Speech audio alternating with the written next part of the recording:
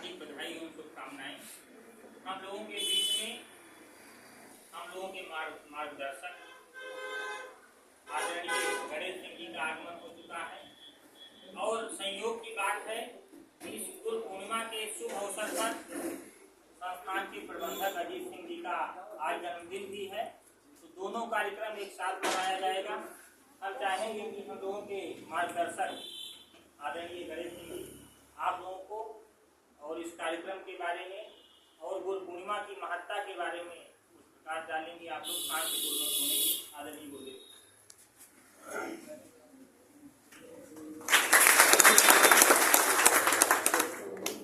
संस्थान के संस्थापक आदरणीय विनोद कुमार जी और उनका जन्मदिन है। आपके गुरु भी हैं, गुरु पूर्णिमा भी है। उनको जन्मदिन की बधाई देते हुए स्वस्थ और दीर्घायु रहने की हम कामना करते हैं कि आप ऐसे ही चमकते रहें, आगे बढ़ते रहें और अपने लक्ष्य के साथ साथ हमारे बच्चों के भी जो ये पीढ़ी बैठी हुई है इसका भी मार्गदर्शन करते रहें।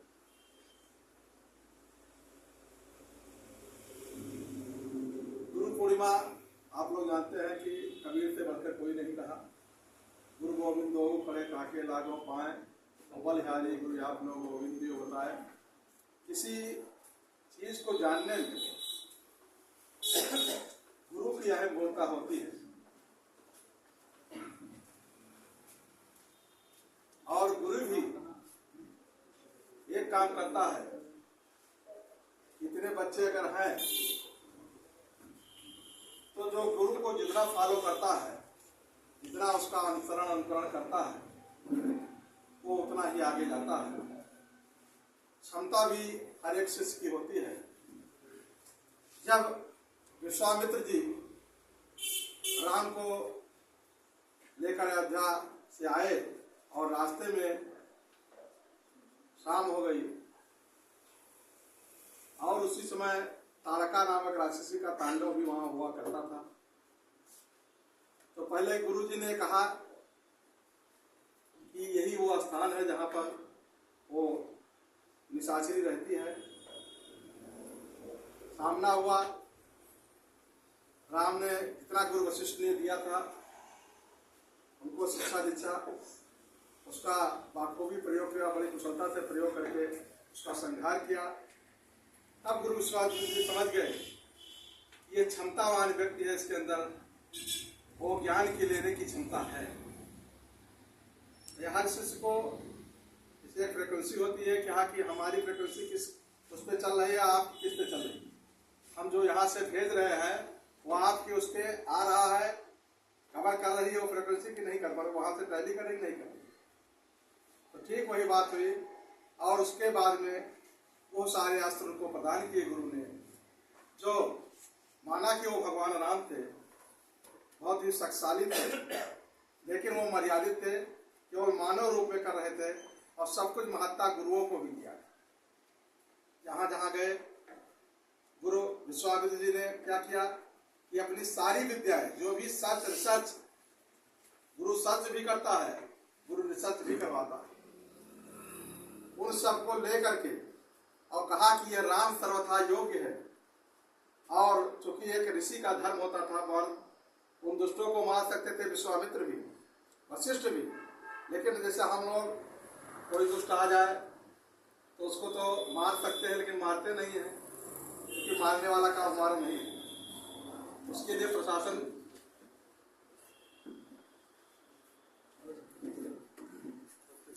हम लोग लेते हैं। तो वही हाल विश्वामित्र का उन्होंने ला करके जब देखा कि हमारी यज्ञ की रक्षा हुई, और उस समय होता क्या था कि यज्ञ के माध्यम से ही सारे अनुसंधान किए जाते हैं।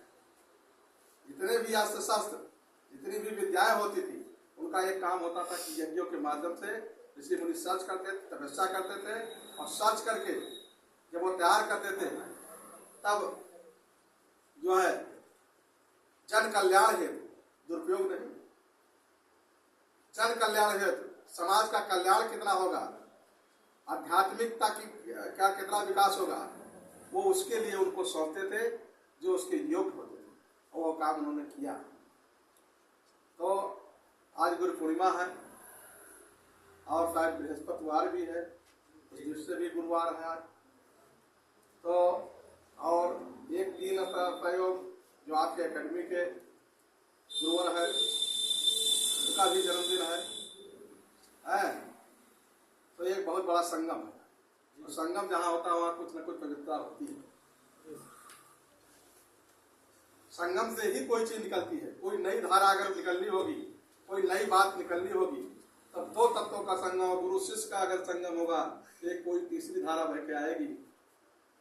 तो इस तीसरी धारा बहाने के लिए आपको सफलता मिले, इसके लिए आप गुरुओं का सम्मान करें, नित्य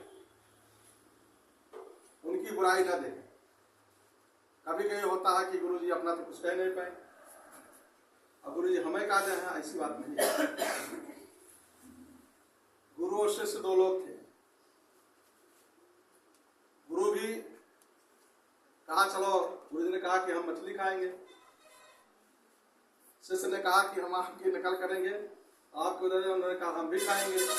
गुरु ने कहा हमारी नकल ये न करो, जो चीजें हमारी हैं वो सब चीज नकल ना करो, जो अच्छी आपको अच्छी है, जो कहा आपको प्रयोग वही करो। कहा नहीं गुरु जी हम भी खाएंगे। गुरु जी कहा ठीक खाइए।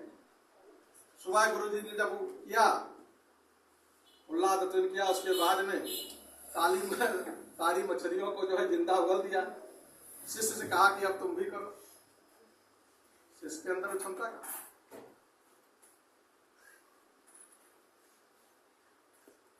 तो जो गुरु जी की अच्छाई हो उसको आप ग्रहण करें। और गुरु के अंदर लगभग अच्छाई ही होती है। पहले पुराने जमाने में गुरु आ जाते थे, जो दीक्षा वाले होते थे, है तो उनको एक था पूरा अच्छा था, उनका पालन किया था। और कोई भी गुरु ऐसा नहीं चाहता है कि कोई भी शिष्य उसका कुछ प्राप्त न करे, कुछ गलत प्राप्त करे, अच्छा ही वो सबको देता है। और गुरुओं से ही हमको जो भी मिला है, चाहे अर्जुन हो। एक बार डॉक्टर अजय सिंह से बात हो रही थी, उन्होंने कहा कि एक IAS के आगे गुरु क्या है। लोगों के दिमाग में IAS बहुत बड़ी चीज है नहीं। आप लोग सोच रहे हैं गुरु जी क्या क्या बता रहे हैं, आपके यहाँ IAS बोलते हैं।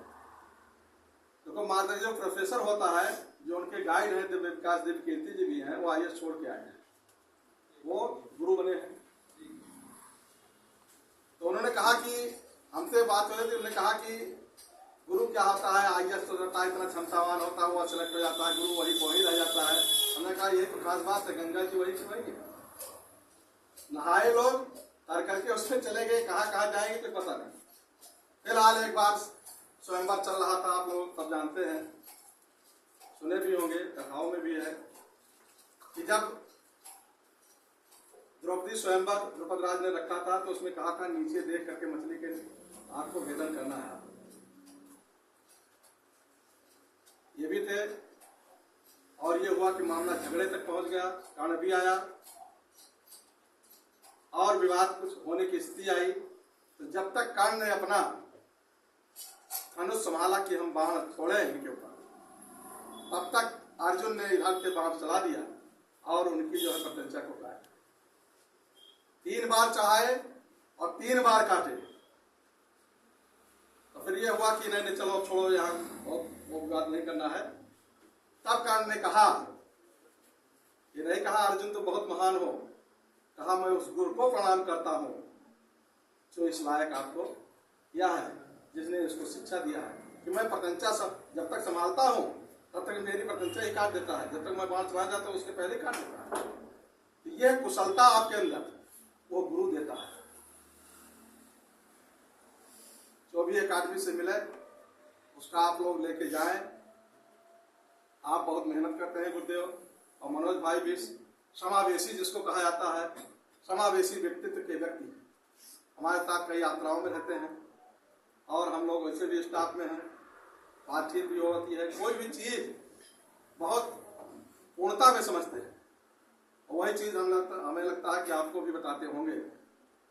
तो आप लोग कोई भी चीज ऐसी चीज ना, कोई भी ज्ञान की अगर कोई बात है तो ऐसा ना सीखें कि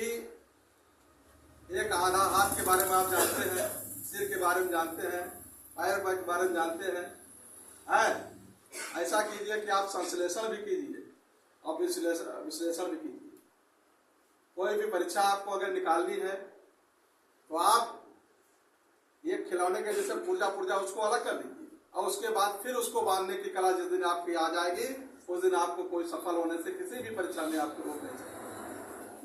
IAS जैसी परीक्षा में हम लोग तो बीट किए हैं मेंस, उसमें केवल 53% या 54% पर सिलेक्शन होता है। 50 से 55 या 53, 54, 55 पे इसी पे, यही हाल फिल्म्स का होता है, इतने में सिलेक्शन हो जाता है।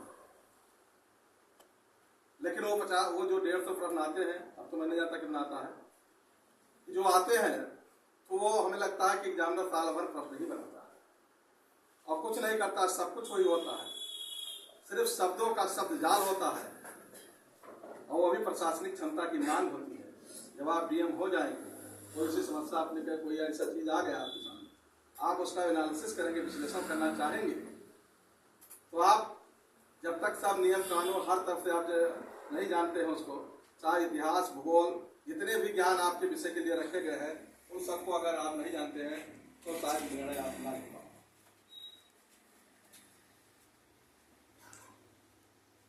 तो जहां तक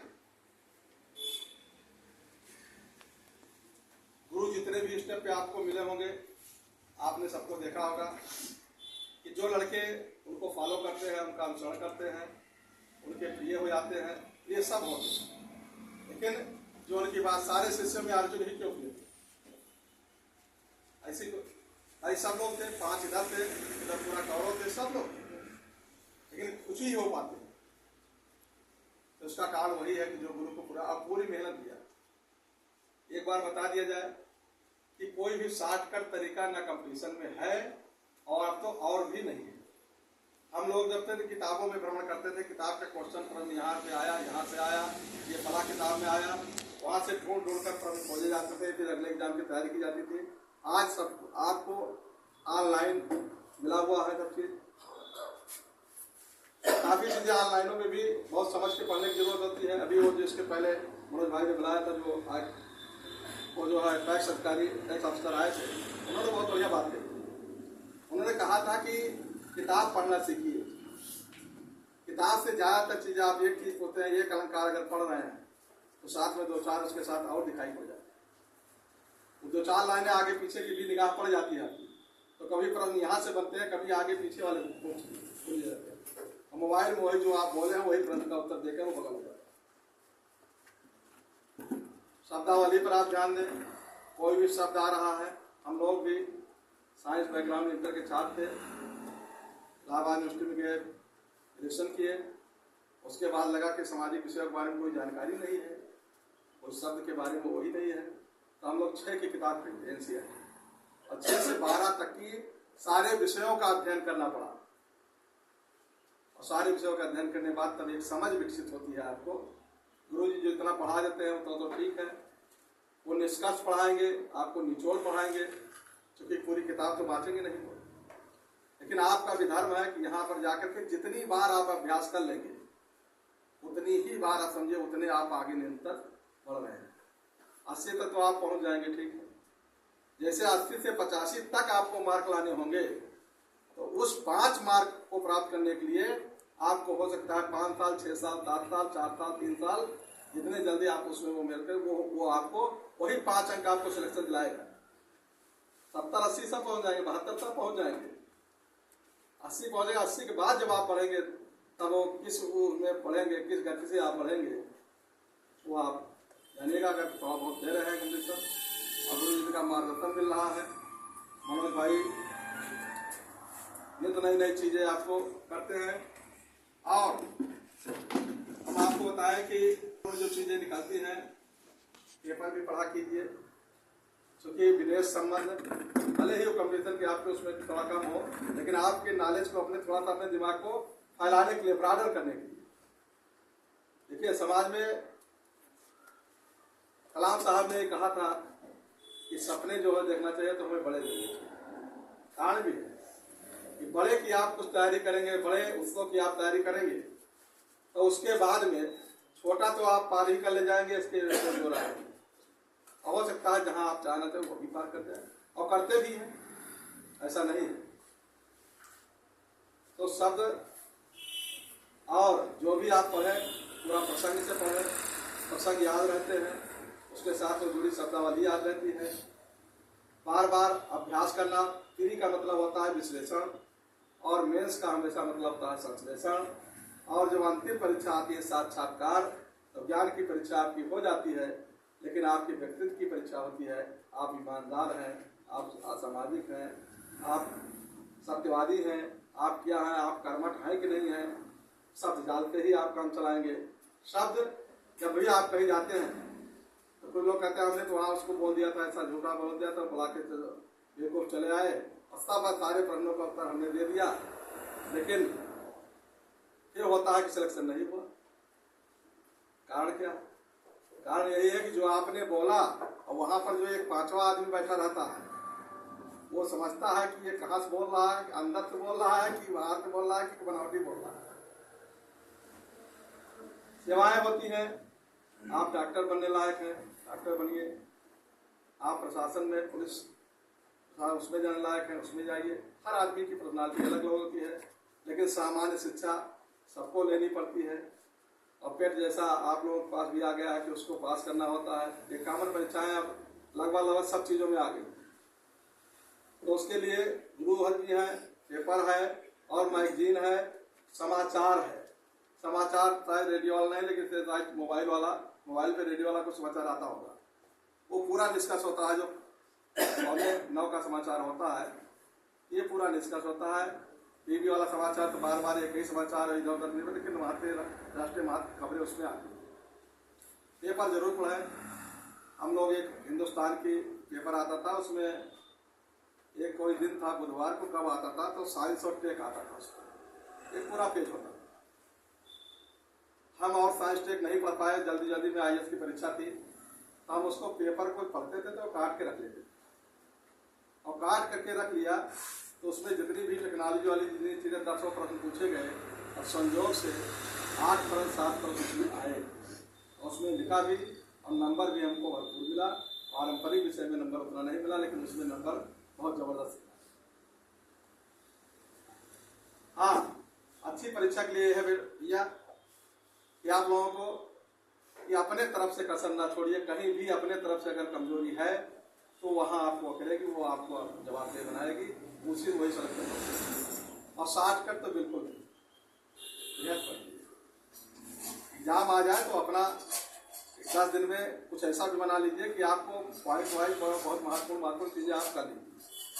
इसी के साथ आप सबको बहुत बहुत धन्यवाद।